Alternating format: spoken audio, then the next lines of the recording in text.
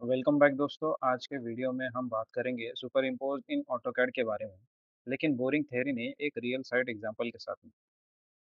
हमारे एक साइट पे हमने फैब्रिकेशनल आर्चेस बनवाए थे, लेकिन जब इंस्टॉलेशन हुआ तो पता चला कि वो ड्राइंग्स के अकॉर्डिंग नहीं बने। इसलिए हमने साइट पे एक टोटल सेशन सर्वे कंडक्ट किया, जिसका डेटा अब हमारे पास है। एक टीएस फाइल और एक एक्चुअल ड्राइंग है। अब हम ऑटोकैड में इन दोनों फाइल्स को सुपर इम्पोज करेंगे, यानी एक दूसरे के ऊपर रख के देखेंगे, ताकि हम डिफरेंसेस क्लियरली समझ सकें। तो सबसे पहले सुपर इम्पोज का मतलब क्या होता है वो देखते हैं। इसका सिंपल मतलब है एक ड्राइंग को दूसरी के ऊपर रखना, ताकि हम कंपेयर कर सके कि क्या मैच हो रहा है और क्या नहीं। ऑटोकैड में सुपर इम्पोज काफ़ी जगहों पे काम आता है, जैसे as built versus design drawing compare करना, जैसे हमारे केस में साइट रियलिटी और ड्राइंग्स का फर्क देखना। Old versus new drawing compare करना, अगर किसी ड्राइंग का रिवाइज वर्जन आया है तो दोनों को सुपर इम्पोज करके डिफरेंसेस समझे जा सकते हैं। आर्किटेक्चर, स्ट्रक्चरल और एमईपी कोऑर्डिनेशन, अलग अलग कंसल्टेंट्स की ड्राइंग्स को एक दूसरे के ऊपर रख के क्लैश डिटेक्ट किया जा सकता है। जीआईएस से टोपोग्राफिकल डेटा ओवरले करना, जब किसी साइट का सैटेलाइट इमेज या सर्वे डेटा हो, उस पर लेआउट प्लान सुपर इम्पोज करके अलाइनमेंट चेक किया जा सकता है। Site marking and layout verification, layout के कोऑर्डिनेट्स को टोटल सेशन के से वेरीफाई करके एक्चुअल मार्किंग को ड्राइंग्स में मैच करा सकते हैं। तो अभी हम स्टार्ट करते हैं हमारा ये तो होगा इसके यूज, सुपर इम्पोज के यूजेस। अब ये जो है, ये एक्चुअल जो हमारे ड्राइंग आर्किटेक्ट ने सजेस्ट किया था कुछ इस तरीके से आज था, बट जो फैब्रिकेटर ने काम किया है वो कुछ इस तरीके से है, और कितना डेविएशन आया है वो हमें चेक करना है, क्योंकि इसके ऊपर में भी एक जीआरसी वर्क होना है, उसके अंदर में हम उसे कवर करने वाले हैं। तो कुछ इसके अंदर में कवर करेंगे और कुछ फिनिश लेवल पे कवर करेंगे। तो सबसे पहले करना क्या है कि इसे हमें ब्लॉक बनाना है, या हम फिलहाल के लिए ग्रुप भी कर सकते हैं इसको। जी एंटर करके ग्रुप कर सकते थे, एक ग्रुप में कन्वर्ट हो जाएगा ये, कुछ इस तरीके से। तो ये एक्चुअल, ये जो आर्क दिखाई दे रही है, ये साइट पे actual fabrication M M S के ट्यूब्स के अंदर में, स्क्वायर ट्यूब के अंदर में बनाई गई है, और ये आर्किटेक्ट के तरफ से सजेस्ट किया हुआ ये प्लान है। तो अभी हम इसे सुपर इम्पोज करने हैं इसके ऊपर में।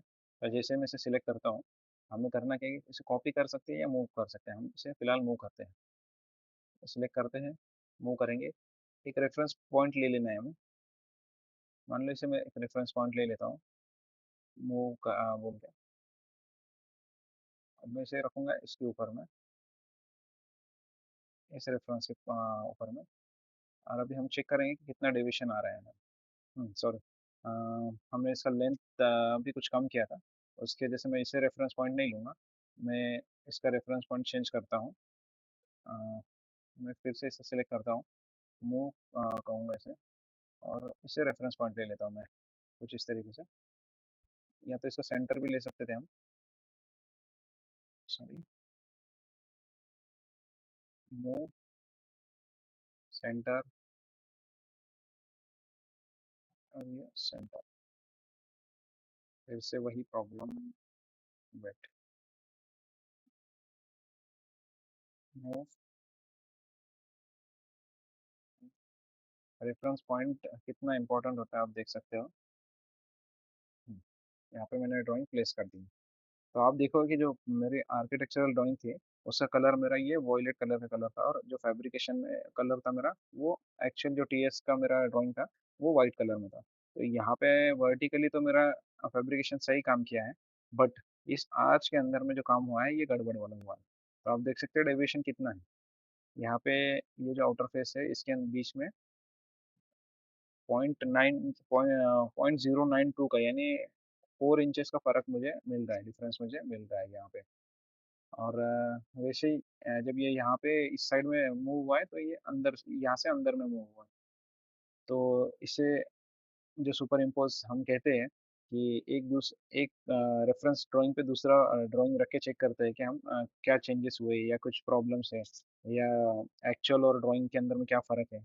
दूसरा ये है कि हम इसे भी एक बार मैं आपको सुपर इम्पोज करके बता देता हूँ, कुछ इस तरीके से। इसे सिलेक्ट कर लूँगा, इसे मूव कहता हूँ मैं, और इसको सेंटर पॉइंट ले लेता हूँ मैं यहाँ पे, कुछ इस तरीके से। तो आप देख सकते हैं कि ये वाला भी जो मेरा ड्राइंग है, यहाँ पे मेरा इस तरीके से ये बम्प आया है, जो कि मुझे आर्क इस तरीके से चाहिए था। तो मुझे ये फैब्रिकेशन ऑलमोस्ट पूरा ही चेंज करना पड़ेगा, वर्टिकली जो काम हुआ है उसमें तो कुछ ज़्यादा प्रॉब्लम नहीं है, बट आर्चेस के अंदर में काफ़ी प्रॉब्लम नज़र आ रहा है। तो मुझे ये काम करना होगा, यहाँ पे भी ऑलमोस्ट 3 इंचेस का डिफरेंस मुझे मिल रहा है। तो जो यूसेस हम देख रहे थे उसके अंदर में कैसा है कि एक तो ये एक काम हो गया कि एक्चुअल ड्राइंग में और एक्चुअल वर्क में मेरा क्या फ़र्क आया है। दूसरा है कि हम जब मल्टी स्टोरी बिल्डिंग्स बनाते हैं उसके अंदर में भी हम सुपर इम्पोज़ कर सकते हैं first floor to second, second to third. उसके अंदर में पता क्या होता है कि अगर हमारा सेकंड फ्लोर पे कोई वॉल आ रहा है और उसके नीचे कोई फर्स्ट फ्लोर पे वॉल ही नहीं है, तो हमें वहाँ पे हम बीम सजेस्ट कर सकते हैं वहाँ पे। और और भी कुछ चेंजेस है हम वो हम हाइलाइट कर सकते हैं। तो ये सारी चीज़ें होती है सुपर इम्पोज़ के अंदर में।